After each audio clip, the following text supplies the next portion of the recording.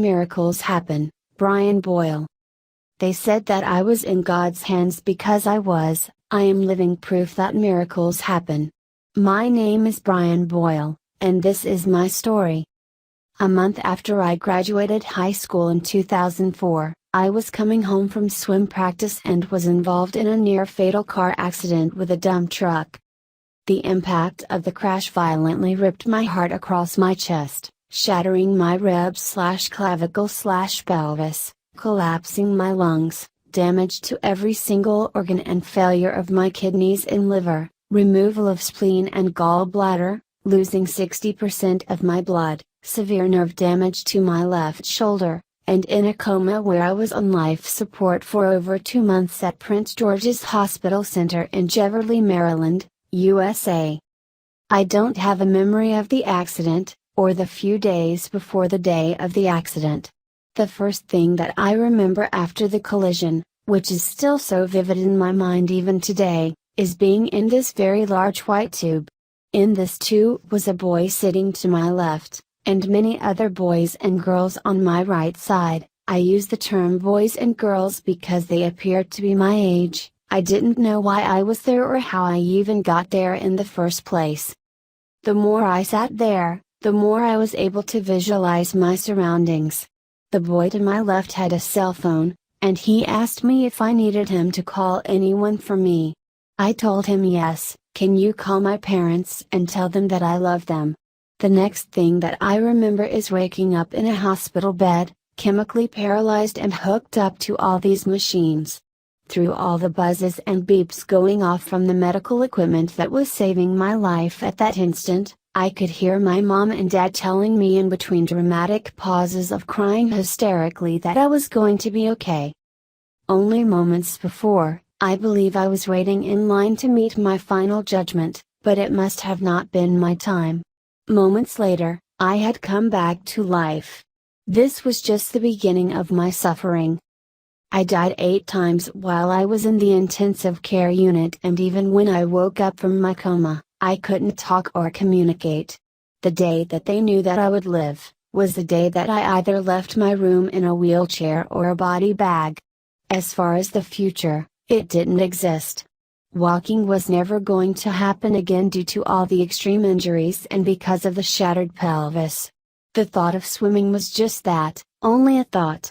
Just like my body, my dreams were shattered. But, I didn't give up because I knew that God had a plan for me. After spending 2 months in a coma, 14 operations, 36 blood transfusions, 13 plasma treatments, I lost a total of 100 pounds and had to go to a rehabilitation center in Baltimore. I had to learn how to talk, eat, walk, shower, and live independently again. After that agonizing experience, I had to go to outpatient therapy in Waldorf, Maryland. After spending a few months in a wheelchair, I took baby steps to walk on my own. It was a miracle that I could walk again, but I wanted to prove the doctors wrong and not only walk, but run. After I accomplished that, I wanted to get back in the pool again. After a few lung tests, I was able to go in the pool a little bit each week.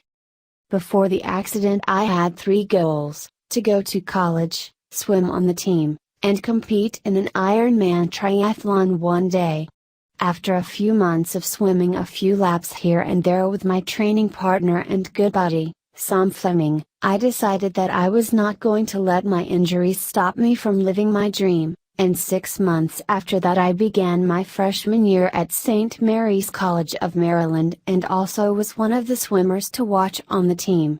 It's very easy to go through and list these facts and make it look like everything just seemed to easily fall in its own perfect little place, but the truth of the matter is that it didn't. It wasn't easy, not then, and not now. The pain and the agony was real and it existed all the way through, in the good times and the very bad. It was not an easy situation to be in where you're laying in a bed, staring at the ceiling, knowing that your life is over while you're looking at a priest give you the last rites. I thought to myself over and over, why this situation had to happen to me. I was always a good kid, received good grades in school, and went to church. Why would something as horrific as this happen to me? Why would God allow this? I went on and on for days asking why. And, then it hit me. All that thinking and pondering on the what if scenarios and the questionable doubt only stirred up another question: why was I saved? I didn't have any more questions after that. I know what my purpose in life finally is. With a 50-year life expectancy I was given from the doctors, I am just trying to live each day to the fullest and motivate and hopefully inspire other people, in their lives and in the faith. I have been labeled on several occasions that I am Lazarus-like because God brought me back to life. To inspire even more, I just successfully completed the Steelhead 70.3 half Ironman race in Michigan a few months ago, and was also given the Inspirational Athlete Media slot to compete in the 2007 Ford Ironman World Championship, where my story and race footage was broadcasted in the Ironman show premieres, the main feature on NBC on December 1st. My story is about the recovery and the comeback, but I want to make it much more than that. I want to make a positive impact on the world. I am just trying to live each day to the fullest and motivate and hopefully inspire other people through my endeavors to never give up on their dreams, and to never stop believing in their faith in God no matter how bad a situation is, because everything happens for a reason. By Brian Boyle.